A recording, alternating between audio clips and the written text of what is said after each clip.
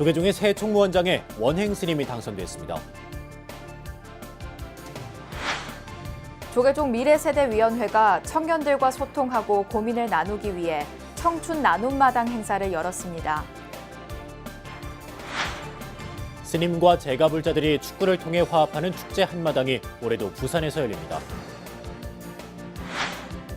천년고도 경주에서 울리는 천년의 소리, 신라 소리축제 에밀레전이 다음 달 5일 개막됩니다.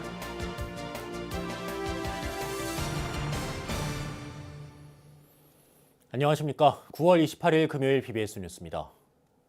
한국불교의 대표 종단인 조계종의 새 총무원장에 원행 스님이 당선됐습니다.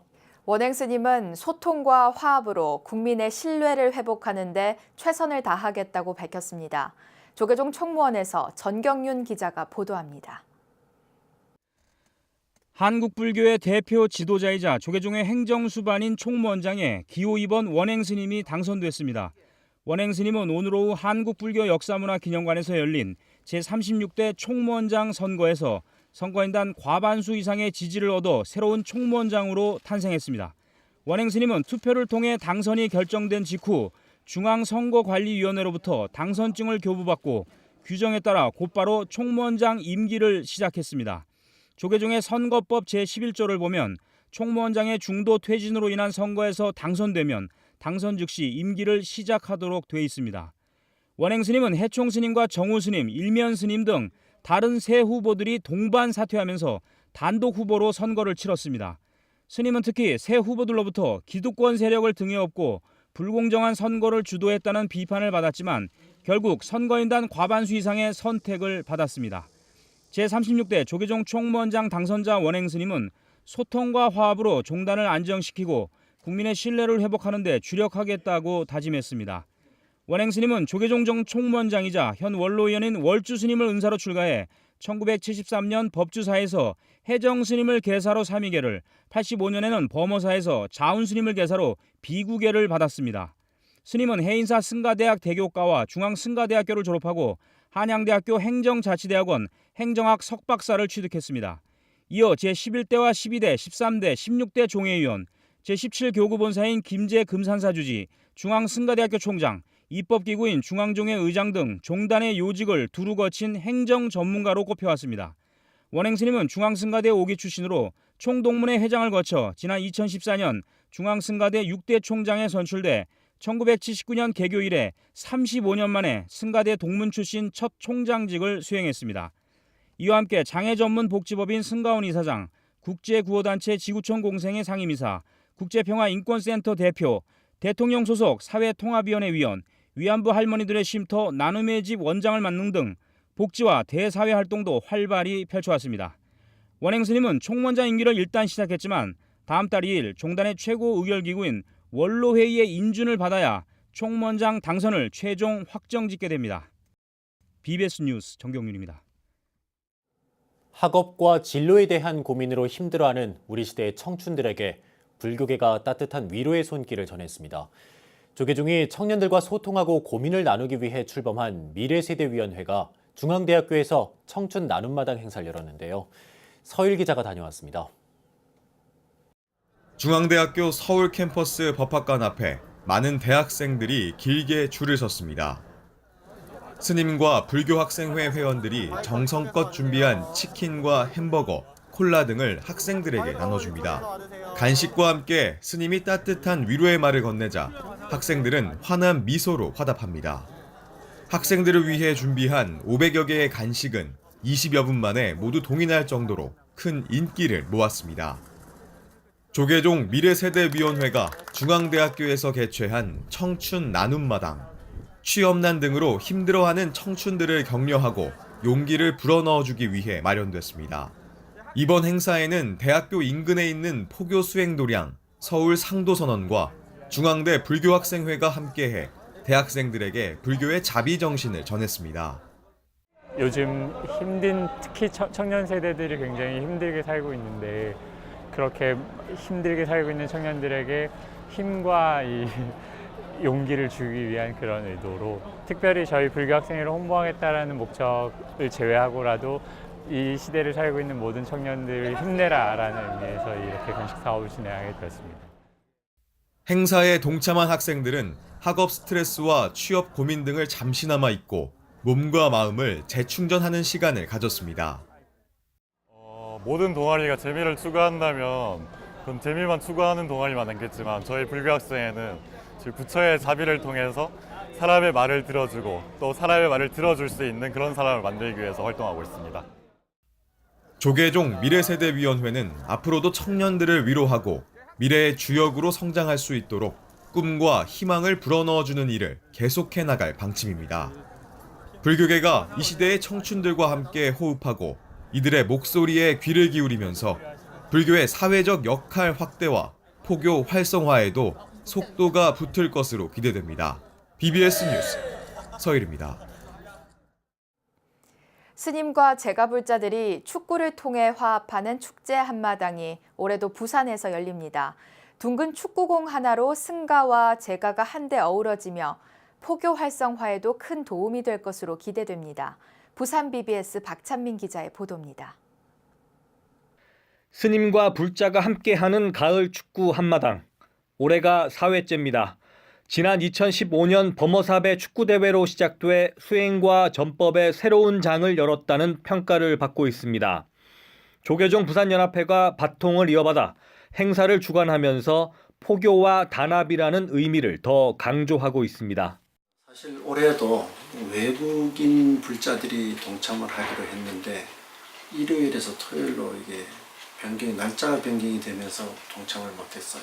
그래서 일자는 우리 부산 경남 지역에 와 있는 외국인 노동자나 불자들의 축구도 같이 진행을 하고 축구가 또 이제 완전히 정착이 되고 나면 또 다른 어떤 분야까지도 확산해 나가려고 하고 있고 그것은 꼭 운동이나 체육 분야가 아니라고 해도 조계종 부산연합회는 많은 부분에 관심을 갖고 있습니다. 축구 한마당은 다음 달 6일 화명 생태공원에서 열립니다. 미타선언과 부경대 동문회, 부산불교 청년회 등이 참여해 예선 리그를 벌인 뒤 결선 리그로 최종 우승팀을 가립니다. 지난해에는 대회를 주관한 축구사랑이 우승, 원호사가 준우승을 차지했습니다. 참여팀들이 서로가 다 한 번씩 우승할 수 있게 그렇게 룰이 정해져 있어서 이제 우승할 계획은 없고 그래서 8년 후에나 이제 다시 한번 우승하려고 생각하고 있습니다. 우승팀 외에 이제 전년도 우승팀들이 있어요. 그 팀들하고는 중간에 한번 붙는데 아마 그 경기들이 아주 굉장히 열정적인 경기가 될 것 같습니다. 요즘은 좀 수행을 해서 그런 마음이 좀 줄이고 있습니다. 1년 동안 갈고 닦을 실력을 뽐낼 이번 대회에서는 어떤 팀이 가장 단합된 모습을 보일지 기대됩니다. 부산에서 BBS 뉴스 박찬민입니다. 부산 지역 사찰 합창단 간의 교류와 화합을 이끄는 부산불교 합창단 연합회가 새 지도부를 꾸리고 본격적인 활동에 나섰습니다. 부산불교 합창단 연합회는 지난 12일 금정총림 범어사 보제루에서 제7대 정임숙 회장 취임식을 열었습니다. 이 자리에서 정 회장은 부산의 모든 사찰 합창단이 한 가족이라고 생각하며 서로 장점은 배우고 단점은 보완할 수 있도록 하겠다고 말했습니다. 부산불교 합창단 연합회 총재인 범어사 주지 경선 스님은 음성으로 부처님의 진리를 전하는 일에 앞으로도 앞장서 주길 바란다고 당부했습니다. 부산불교 합창단 연합회는 매년 불교 합창제를 개최하며 불국정토를 발언하는 음성포교의 길을 걷고 있습니다. 오늘부터 차량 뒷좌석까지 안전띠를 착용하지 않으면 과태료를 물게 됩니다. 국토교통부와 경찰은 도로교통법 개정안이 내일부터 본격적으로 시행된다며 전좌석 안전띠 착용이 의무화된다고 밝혔습니다. 법을 위반할 경우 3만 원의 과태료가 부과되고 13살 미만의 어린이가 동승했을 경우 과태료는 6만 원으로 늘어납니다. 다만 택시 등 영업용 차량은 운전자가 안전띠 착용을 안내했는데도 승객이 따르지 않을 경우 단속 대상에서 제외되고 안전띠가 없는 시내버스도 의무 대상에서 제외됩니다. 또 비탈길에 차량을 세울 때 고인목을 설치하거나 바퀴를 트는 등 미끄럼 사고 방지 조치도 의무화되고 위반할 경우 4만 원의 범칙금이 부과됩니다. 천년고도 경주에서 울리는 천년의 소리 신라 소리축제 에밀레전이 다음 달 5일 개막됩니다. 올해로 7번째로 개최되는 에밀레전은 종을 테마로 한 전통문화 축제로 해를 거듭할수록 내실을 더하고 있습니다. 대구 BBS 정민지 기자입니다. 천년의 소리를 주제로 한 경주 대표 가을축제 2018 신라소리축제 에밀레전이 오는 10월 5일 경주 첨성대 잔디광장에서 막을 올립니다. BBS 대구불교방송이 주최하는 에밀레전은 올해 7회째를 맞았습니다. 현존하는 종 가운데 가장 아름다운 소리를 가진 국보 제29호 성덕대왕 신종, 일명 에밀레종의 가치와 정신을 기리기 위한 축제입니다. 올해는 더욱 풍성해진 주제관과 함께 난타 공연, 풍물놀이, 댄스 경연대회 등 경주 시민들이 참여하는 다양한 공연이 펼쳐집니다. 에밀레 주제관은 세계 각국의 종 300여 점을 전시한 박물관으로 꾸며지며 전통적인 밀랍 주조 기술을 시연해 종이 만들어지는 과정을 생생하게 볼 수 있습니다. 매년 관람객들의 인기를 끌었던 6톤 규모의 에밀레 모형종 타종 행사를 올해도 즐길 수 있으며 신라 간등회를 재현해 행사장을 밝힐 예정입니다. 축제 기간 동안 에밀레종 모형 등 40여 개의 전통 등이 첨성대와 어우러지며 아름다운 야경을 연출합니다. 첨성대에서 신라대종공원까지 1.4km 구간 돌담에 조성한 연등길도 가을밤 운치를 더할 듯합니다. 또한 경주 스마트 미디어 센터의 기술력을 바탕으로 불국사와 첨성대, 동궁과 월지 등 아름다운 경주의 유적지와 문화재를 4D와 가상현실로 즐길 수 있습니다. 신라 소리축제 에밀레전의 공식 개막식은 10월 5일이며 사흘간 축제가 이어집니다. BBS 뉴스 정민지입니다. 지난 1990년대 속리산 에밀레 박물관에서 열리던 개천절 제천 행사가 20여 년 만에 재개됩니다. 충북 보은에 설립된 조자영 민문화연구회는 다음 달 3일 속리산면 상판리 조자영 민문화관 옛 에밀레 박물관에서 왕도깨비 하늘을 날다라는 주제로 2018 국중대회를 연다고 밝혔습니다. 국중대회는 백성들이 한자리에 모여 풍요를 기원하고 춤과 노래로 하나가 되던 제천의식을 말합니다. 민속연구가 조자용 씨는 1983년 이곳에 박물관을 세운 뒤 해마다 개천절에 맞춰 이 행사를 열었고 국내 최대 민화전시관이던 박물관에는 도깨비 관련 조각과 소품 등도 다수 전시돼 도깨비 박물관이라고도 불렸습니다. 보통 장학금 하면 공부를 잘하는 학생들에게 주어지는 경력금 정도로 여겨지는데요. 하지만 돌탑으로 유명한 진안 마이산 탑사가 운영하는 장학금은 공부보다는 봉사와 선행으로 모범이 된 학생들에게 주어집니다. 올해로 25년째 미래 불교 인재 양성을 이끌어온 마이산 탑사 감용 장학금 전달식 현장에 광주 BBS 정종신 기자가 다녀왔습니다.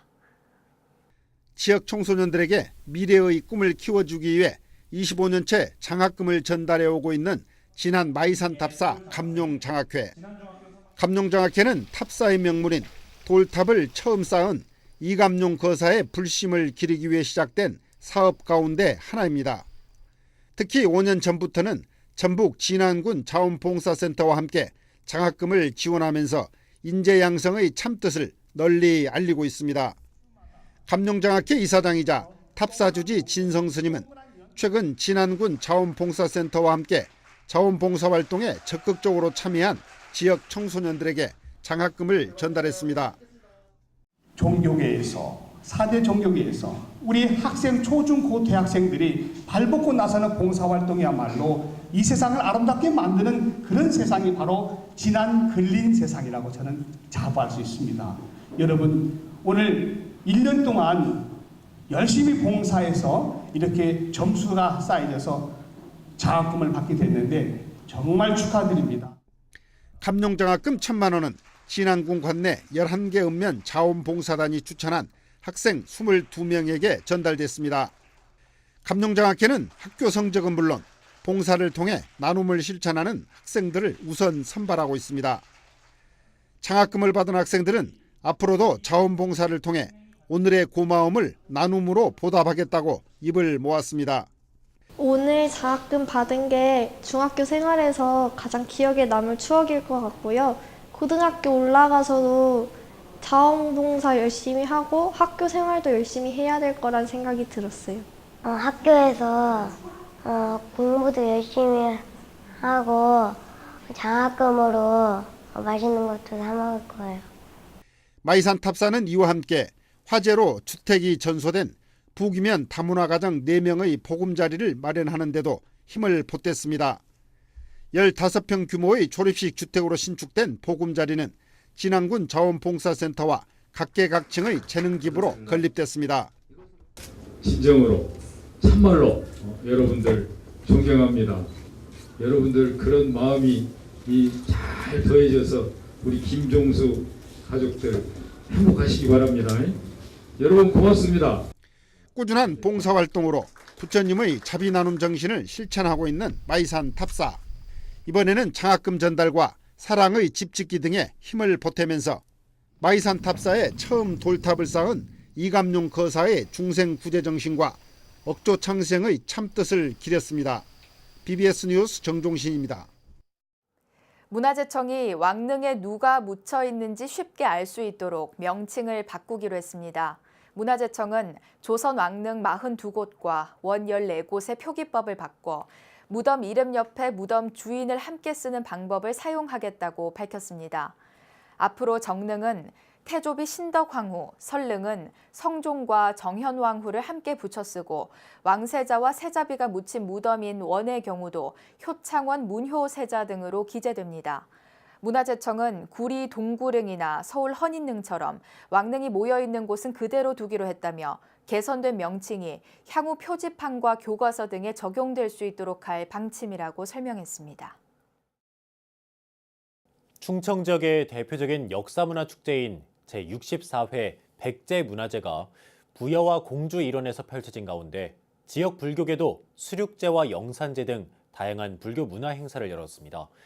부여 불교사업연합회 부여 수륙제 보존회는 부여 정림사지와 백마강에서 불기 2562년 부여 수륙대제를 봉행하고 백제 선열들의 영혼 천도와 국민 통합을 발언했습니다. 참석자들은 수륙제에 이어 삼천궁녀의 사연이 전해지는 고란사 낙화암 앞에서 연등을 띄우고 부처님의 자비광명이 널리 퍼지기를 발언했습니다. 이와 함께 공주시 불교사업연합회는 지난 17일 신관 둔치체육공원에서 제64회 백제문화제 영산대제를 봉행했습니다. 이어서 꼭 짚어봐야 될 공감 뉴스들을 모아봤습니다. 오늘의 알찬 뉴스입니다.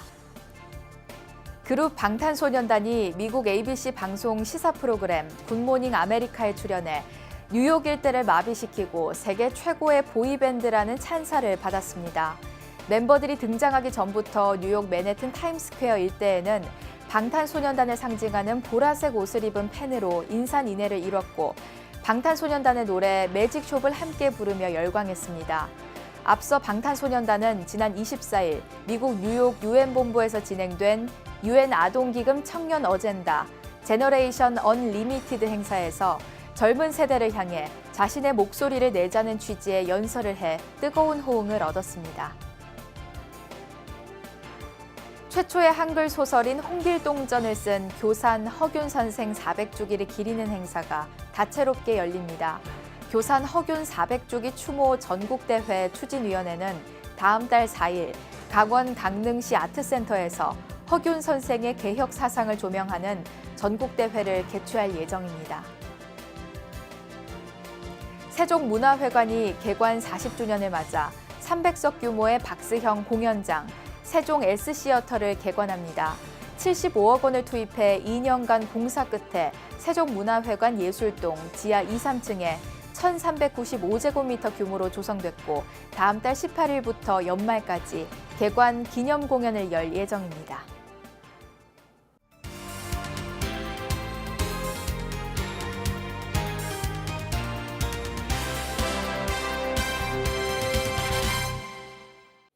매주 금요일에 보내드리는 BBS가 만난 사람 순서입니다. 정부가 부동산 투기 수요를 차단하기 위해 대출 억제와 종부세 강화 그리고 공급 확대까지 추가 대책을 잇따라 내놨는데요. 과연 급등하는 집값을 안정화시키는 실효성 있는 대책이 될 수 있을지 주목됩니다. 오늘은 대표적인 부동산 시장 전문가로 잘 알려진 한국자산관리연구원 고종환 원장을 권은희 경제산업부장이 만났습니다. 네, 원장님 안녕하세요. 네, 안녕하십니까.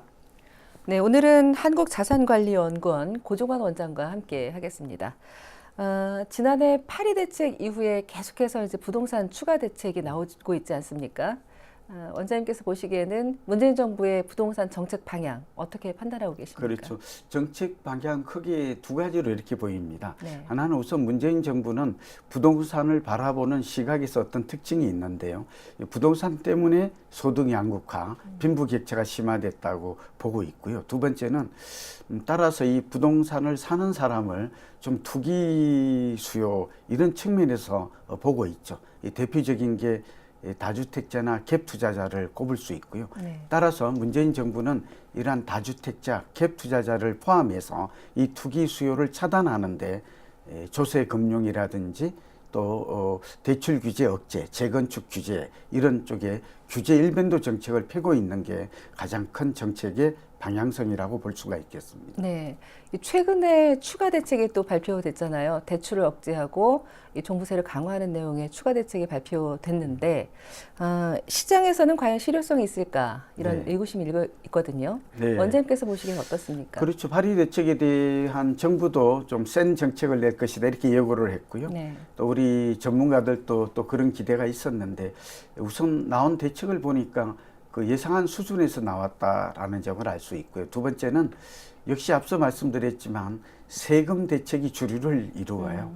여기에다가 이제 대출 규제라는 금융 대책이 자리 잡고 있고 저는 단기적인 진정 효과는 어느 정도 있겠지만 장기적인 효과는 미지수다.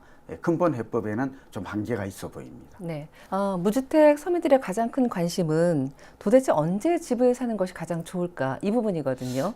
그렇죠. 네, 그러니까 지금 가장 큰 피해자가 결국은 아이러니하게도 문재인 정부에서 다주택자나 유주택자 갭 투자자가 아니라 무주택 서민이 지금 가장 큰 피해자가 된 것이죠. 예, 그래서 집을 언제 살 것인가 하는 것은 어렵지 않습니다. 앞으로 부동산 경기가 어떻게 변화할 것인가 전망을 보면 아는데요. 이것도 한 두세 가지를 보면 압니다. 우리나라 부동산 경기에는 10년 주기설이라고 해서 네. 집값이 한 5, 6년 상승하면 4, 5년 하향 안정되는 사이클이 주기적으로 반복이 됩니다. 저는 개인적으로 올 연말까지는 관망해라.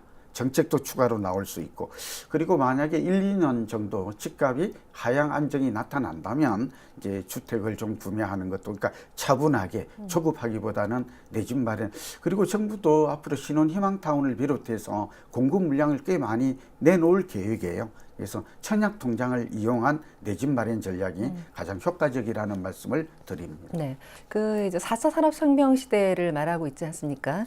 앞으로 우리나라 부동산 시장 미래 어떻게 변할 거라고 생각하십니까? 부동산 시장도 가장 좀 변화가 느린 곳이다. 건설과 부동산이 제가 볼 때는 가장 뒤떨어져 있어요. 그런데 이제 4차 산업혁명 때는 이 분야도 변화가 오겠죠. 두 가지 변화가 올 것 같아요. 이제 부동산도 이제 인터넷이나 이런 쪽에 정보가 많이 투명하게 공공 데이터죠. 이렇게 좀 공개되는 이런 시대가 지금 왔고 거래량이나 가격이 부동산 광장 같은 데 보면 다 공개가 되잖아요. 이제 과거하고 좀 달라진 것이고 부동산에 투자하는 방법도 빅데이터와 지표를 가지고 가치를 분석해서 투자하는 이런 마인드의 패러다임의 전환이 저는 필요하다고 봅니다. 주거 생활의 질이나 노후의 경제 생활의 풍요를 누리는데도 4차 산업혁명의 이러한 패러다임이 필요하지 않을까 봅니다. 네, 여튼 서민 주거 안정이라는 정부 정책이 앞으로 좀 실효성 있기를 기대해 보겠습니다. 오늘 좋은 말씀 고맙습니다.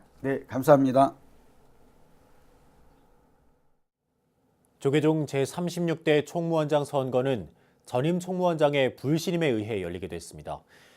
엄중한 종단 상황 속에서 종단의 안정과 발전을 바라는 4부대 중의 기대는 역대 어느 총무원장 선거보다 컸습니다. 이제 조계종은 다음 달 11일에 제17대 조계종 중앙종회 의원 총선거가 열릴 예정입니다. 두 번의 선거를 통해 조계종이 천고마비의 계절 가을에 종단 화합이라는 결실을 맺길 바랍니다. 네, 이상으로 9월 28일 BBS 뉴스 마칩니다. 여러분 고맙습니다.